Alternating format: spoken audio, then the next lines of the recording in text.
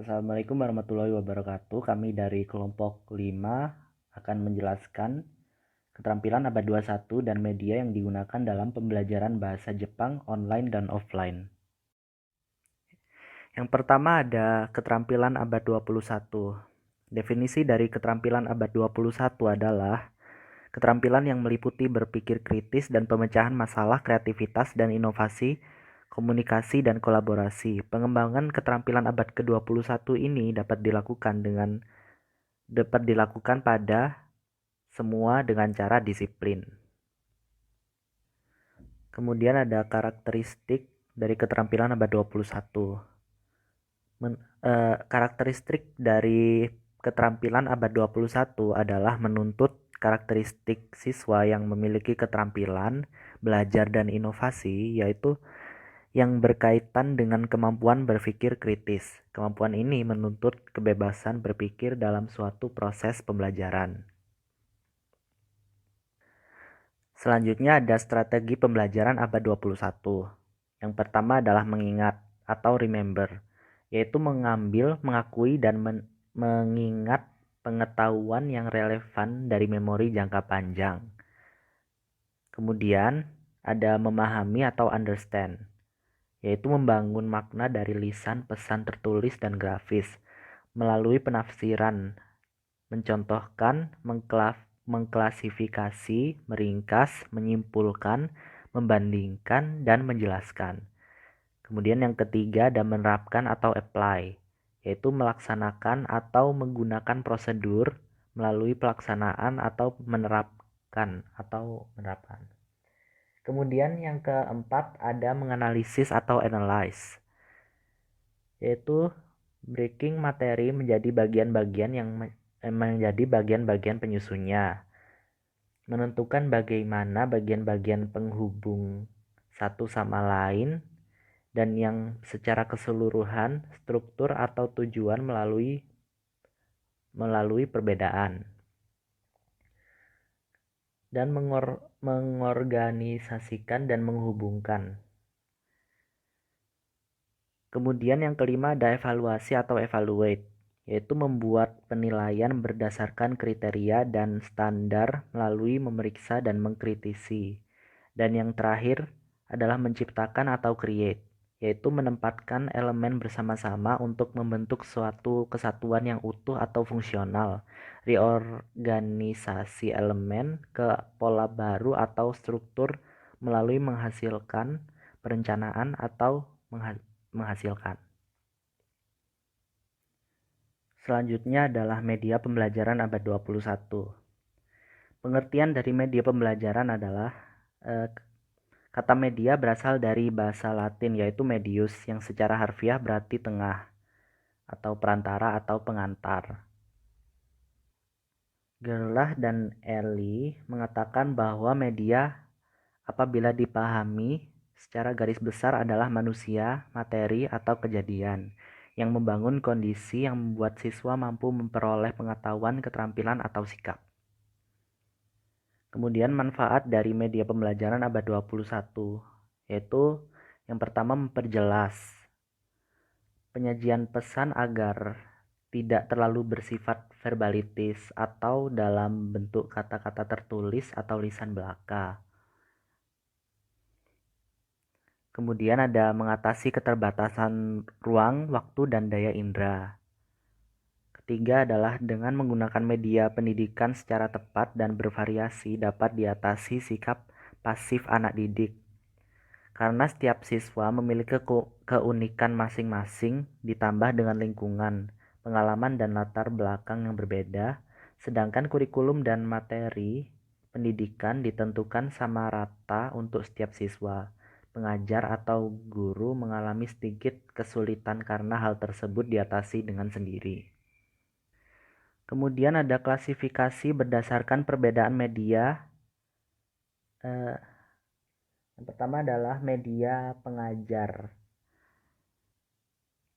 yaitu ada media tulisan, buku pelajaran, surat kabar, majalah, novel, data-data statistik seperti buku putih, sebagai macam kamus, buku-buku bidang keahlian, dokumen-dokumen, selebaran iklan, pamflet, jadwal atau daftar jam pelajaran, daftar menu, flashcard atau kartu huruf, roll card, dan daftar huruf kana.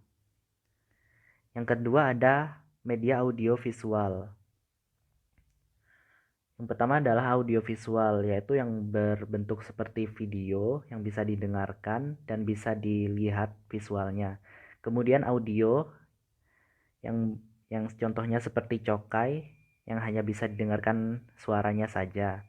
Kemudian ada visual saja, yaitu seperti seperti seperti gambar dan lain-lain.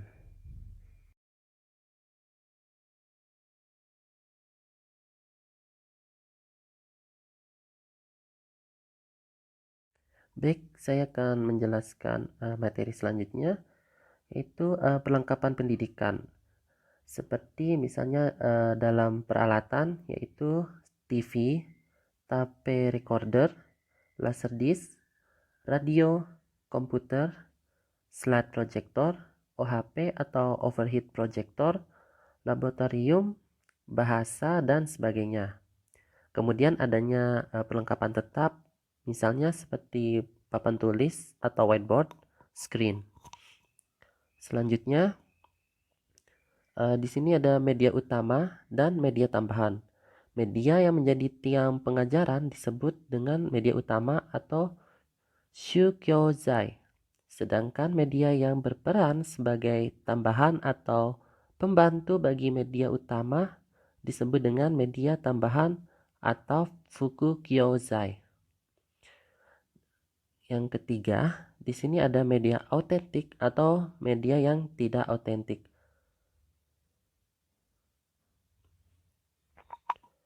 Media autentik itu yang pertama bahan-bahan yang dibuat bukan untuk digunakan di dalam pendidikan bahasa.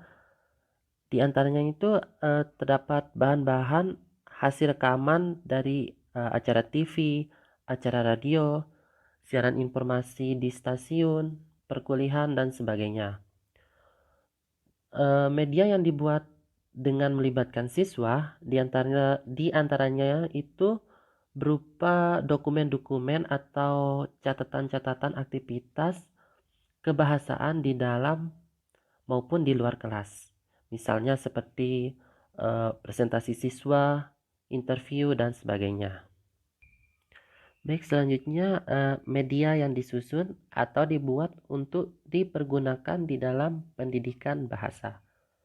Yang pertama, misalnya di media yang dipasarkan, seperti buku pelajaran, misalnya seperti Tangocho, Rensucho, kaset rekaman, dan sebagainya.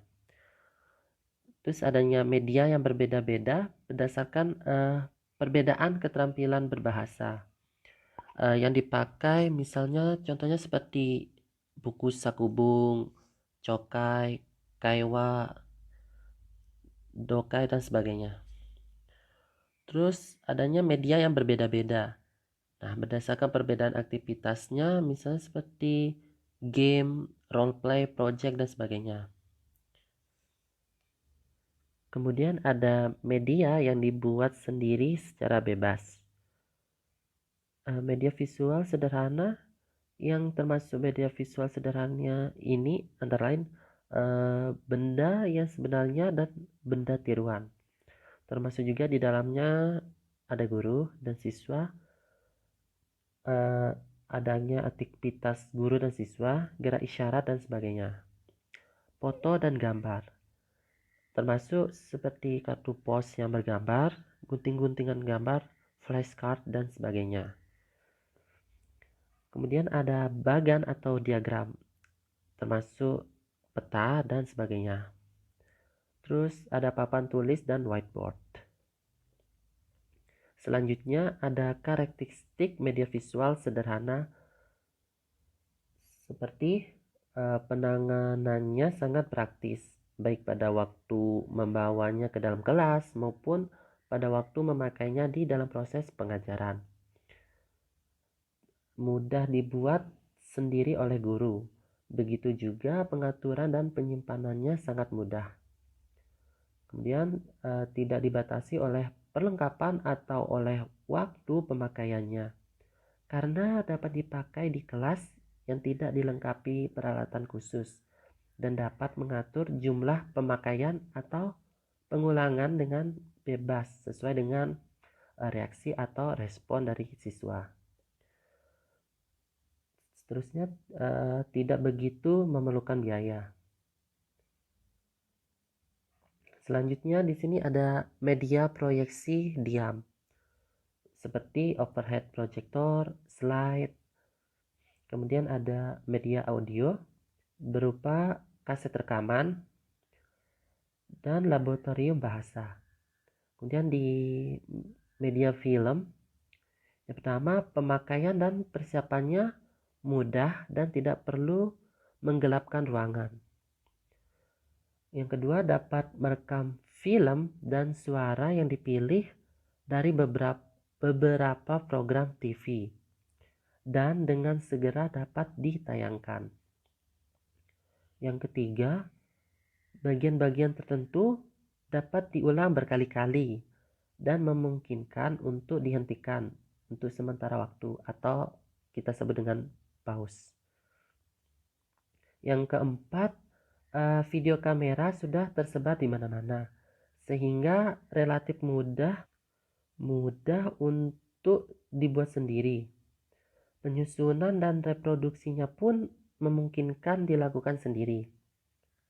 Harga VTR di pasaran lebih murah daripada film. Oke, sekian dari penjelasan dari kelompok kami, kelompok 5. Atas perhatiannya kami ucapkan terima kasih. Assalamualaikum warahmatullahi wabarakatuh.